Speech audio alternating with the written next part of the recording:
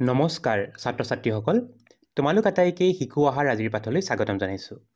আজি আমি আলোচনা কৰিম সপ্তম শ্ৰেণী গণিতৰ প্ৰথমটো পাঠ অখণ্ড সংখ্যা আৰু এই পাঠৰে আজি আমি অনুশীলনী 1.2 থকা 1 নম্বৰ প্ৰশ্নটো আলোচনা কৰিম।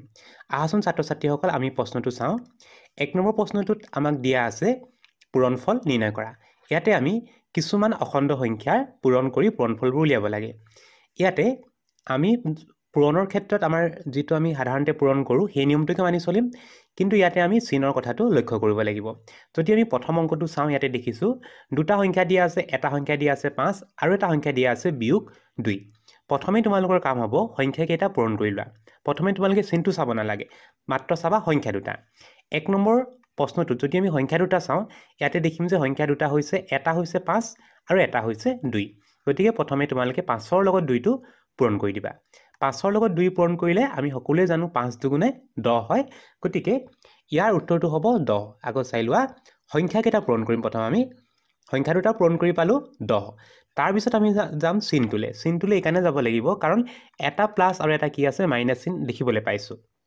যেতিয়া আমি যি দুটা সংখ্যা পূৰণ কৰিম সেই সংখ্যা দুটাৰ আগত থকা চিনকেইটা আমি লক্ষ্য কৰিলোঁ। 5টোত আছে যোগ চিন আৰু 2টোত আছে বিয়োগ চিন।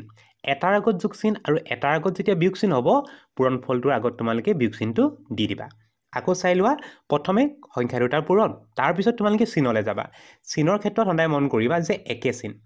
যি দুটা সংখ্যা তোমালোকে পূৰণ কৰিবা সেই সংখ্যা দুটাত যদি একে চিন থাকে, ধৰা প্লাছ আৰু প্লাছ চিন আছে বা মাইনাছ আৰু মাইনাছ চিন যদি থাকে, পূৰণফলটোৰ আগত তোমালোকে প্লাছ চিন দিব লাগিব, মানে একো চিন নিদিলেও হৈ যাব। যদিহে যি দুটা সংখ্যা পূৰণ কৰিবা সেই সংখ্যা দুটাৰ আগত যদি যি দুটা চিন থাকিব সেই চিন দুটা যদি বেলেগ বেলেগ হয়, বেলেগ চিন যদি থাকে, ধৰা এটাৰ আগত যোগ চিন আছে, এটাৰ আগত বিয়োগ চিন আছে, তেতিয়া তোমালোকে কি কৰিবা, সংখ্যাকেইটা প্ৰথম পূৰণ কৰি ল'বা, তাৰপিছত তোমালোকে আগত থকা চিনটো বিয়োগ চিন বহাই দিবা। সেইকাৰণে আমি দেখিলোঁ যে 1 নম্বৰত যিটো পূৰণ দিয়া আছে, এটাৰ আগত দিয়া আছে যোগ চিন, এটাৰ আগত আছে বিয়োগ চিন। তাৰমানে সংখ্যা দুটাৰ আগত থকা চিন দুটা বেলেগ বেলেগ। গতিকে পূৰণফল কৰি যিটো পালোঁ 10 পালোঁ, তাৰ আগত এটা বিয়োগ চিন বহুৱাব লাগিব। এতিয়া আমি চাওঁ 2 নম্বৰ প্ৰশ্নটো। ইয়াতে দিয়া আছে -3 পূৰণ 7। প্ৰথমে তোমালোকে সংখ্যাকেইটা পূৰণ কৰিবা। সংখ্যাকেইটা হৈছে 7 আৰু 3। 7 3 গুণ হয় 21, গতিকে পূৰণফলটো হ'ব 21। এবাৰ চাব লাগিব চিনটো। চিনকেইটা যদি চোৱা দেখিবা প্ৰথম সংখ্যাটোৰ আগত বিয়োগ চিন, পিছৰ সংখ্যাটোত আছে যোগ চিন। গতিকে দুয়োটা সংখ্যাৰ আগত থকা চিন দুটা বেলেগ বেলেগ, আৰু বেলেগ বেলেগ চিন থাকিলে আগত দিব লাগিব বিয়োগ চিন। গতিকে উত্তৰটো হ'ব -21। 3 নম্বৰ প্ৰশ্নটো দিয়া আছে -4 আৰু -3। প্ৰথমে তোমালোকে সংখ্যাকেইটা পূৰণ কৰিব লাগিব। 4ৰ লগত 3 পূৰণ কৰিম।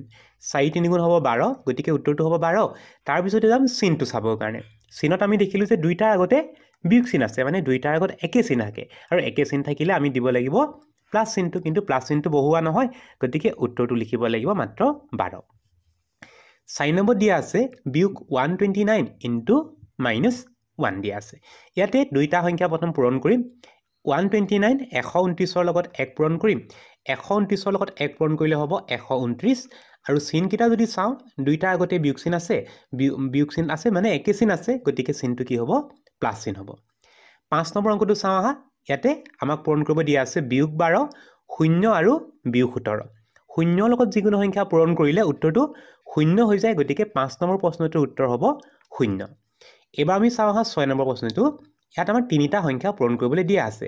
এই পূৰণটো কৰিবৰ কাৰণে প্ৰথমে তোমালোকে ইয়াৰে দুটা সংখ্যা প্ৰথম পূৰণ কৰি ল'বা। তোমালোকে প্ৰথম পূৰণ কৰিবা -22 আৰু -11, এই দুটা সংখ্যা পূৰণ কৰিব লাগিব।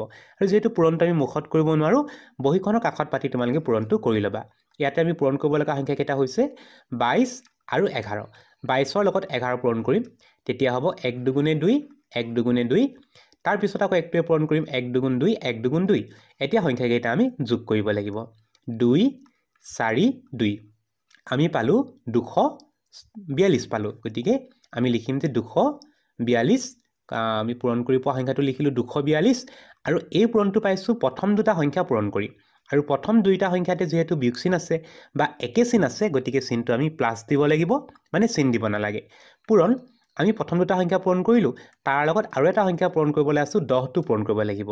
গতিকে 242 পূৰণ 10, আৰু 242ৰ লগত যদি 10টো পূৰণ কৰা হয় তেতিয়াহ'লে পূৰণটো হ'ব 2420। গতিকে সমাধানটো হ'ব 2420। 20 এবাৰ আমি চাওঁ আহা 7 নম্বৰ প্ৰশ্নটো 7 নম্বৰ প্ৰশ্নটো আমাক তিনিটা সংখ্যা পূৰণ কৰিবলৈ দিয়া আছে প্ৰথমে ইয়াৰে আমি দুটা সংখ্যা প্ৰথম পূৰণ কৰি লওঁ 13 ৰ লগত আমি পূৰণ কৰোঁ বিয়োগ 5 গতিকে দুটা সংখ্যা প্ৰথম পূৰণ কৰি লওঁ সহযোগ বিধিমতে পূৰণ কৰিম 13 ৰ লগত 5 পূৰণ কৰিম 13 ৰ লগত 5 টো পূৰণ কৰিলে হ'ব 65 হ'ব 13 ৰ লগত 5 পূৰণ কৰিম তেতিয়া পাম আমি 65 আৰু সংখ্যাকেইটাৰ আগত থকা চিনটো যদি চাওঁ ইয়াতে আমি দেখিবলৈ পালোঁ যে 13 টোৰ আগত যোগ চিন আৰু 5 টোৰ আগত আছে বিয়োগ চিন দুইটা সংখ্যাৰ আগত বেলেগ বেলেগ চিন থকাৰ কাৰণে পূৰণ ফলটোৰ আগত আহিব বিয়োগ চিন গতিকে বিয়োগ পাম বিয়োগ 65 হ'ব পূৰণ তাৰ সৈতে বিয়োগ কৰিব পূৰণ কৰিব লাগিব বিয়োগ 3 প্ৰথম দুটা সংখ্যা পূৰণ কৰি পালোঁ আমি বিয়োগ 65 তাৰ সৈতে আমি বিয়োগ 3 টো পূৰণ কৰিব লাগিব পূৰণটো কৰি চাওঁ আহা আমি পূৰণ কৰিব লাগিব বা পূৰণ কৰিব লগা সংখ্যা কেইটা হৈছে 65 65 আৰু 3 পূৰণ কৰিব লাগিব 3 5 গুণ 15 ৰ 5 1 উকলিলে 3 6 গুণ 18 1 19 আমি পালোঁ 195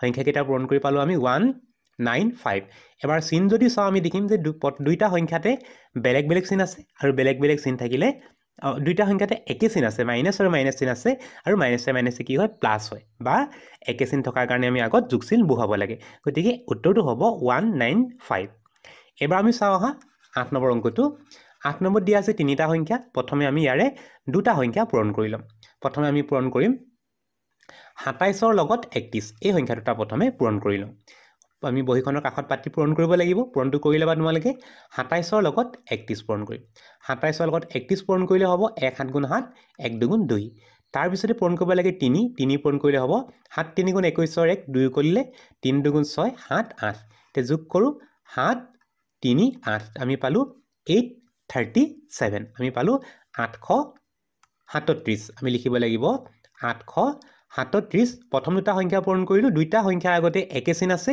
গতিকে আগত যোগ চিন আহিব পূৰণ তাৰ সৈতে পূৰণ কৰিব লাগিব বিয়োগ 2 এতিয়া আমি 837 ৰ লগত 2 এটা পূৰণ কৰিব লাগিব আৰু 2 যদি পূৰণ কৰোঁ উত্তৰটো হ'ব 1674 সংখ্যা কেইটা পূৰণ কৰিলোঁ আৰু আগত দিব লাগিব বিয়োগ চিন এই কাৰণে দিব লাগিব এটাৰ আগত যোগ চিন এটাৰ আগত বিয়োগ চিন দুইটা সংখ্যাৰ আগতে বেলেগ বেলেগ চিন আছে আৰু বেলেগ বেলেগ চিন থাকিলে আমি পূৰণ ফলৰ আগত এটা বিয়োগ চিন বহাব লাগে গতিকে শুদ্ধ উত্তৰটো হ'ব বিয়োগ 1674 এবাৰ আমি চাম একেবাৰে শেষৰ অংকটো দিয়া আছে চাৰিটা সংখ্যা দিয়া আছে ইয়াতে আমি দুটাকৈ সংখ্যা লৈ পূৰণ কৰিম প্ৰথম দুটা সংখ্যা পূৰণ কৰিম আৰু শেষৰ দুটা সংখ্যা পূৰণ কৰিম প্ৰথম সংখ্যা দুটা হৈছে বিয়োগ 3 আৰু বিয়োগ 1 ইয়াতে আমি সংখ্যা কেইটা যদি চাওঁ 3 আৰু 1 3 গুণ লিখিব লাগিব 3 দুইটা আগতে বিয়োগ চিন আছে বিয়োগে বিয়োগে দিব যোগ চিন দিব গতিকে প্ৰথম সংখ্যা দুটা পূৰণ কৰি পালোঁ 3 পূৰণ পিছৰ সংখ্যা কেইটা পূৰণ কৰিম পিছৰ সংখ্যা কেইটা হৈছে 5 আৰু 2 5 দুগুণে হ'ব 10 আৰু এটা সংখ্যাৰ আগত বিয়োগ চিন এটা সংখ্যাৰ আগত যোগ চিন আছে তাৰমানে সংখ্যা কেইটা আগত থকা চিন কেইটা বেলেগ বেলেগ হয় বেলেগ বেলেগ হোৱাৰ কাৰণে আমি এটা বিয়োগ চিন দিব লাগিব তেতিয়াহ'লে হ'ব 3 পূৰণ বিয়োগ 10 এতিয়া 3 লগত বিয়োগ 10টো যদি পূৰণ কৰোঁ সংখ্যা কেইটা চাওঁ 3 10 গুণে লিখিব লাগিব 30 আৰু এটা সংখ্যাৰ আগত বিয়োগ চিন থকাৰ কাৰণে বা সংখ্যা কেইটাৰ আগত থকা চিন কেইটা বেলেগ বেলেগ হোৱাৰ কাৰণে আমি আগত এটা বিয়োগ চিন বহুৱাব লাগিব গতিকে উত্তৰটো হ'ব -30 ছাত্ৰ ছাত্ৰীসকল আজি পাঠটি ইমানেই আছিল আজিৰ পাঠটি ইমানতে সামৰিছোঁ নতুন এটি পাঠৰ আলোচনাৰ সৈতে তোমালোকক পুনৰ লগ পাম বুলি আশা ৰাখিলোঁ নমস্কাৰ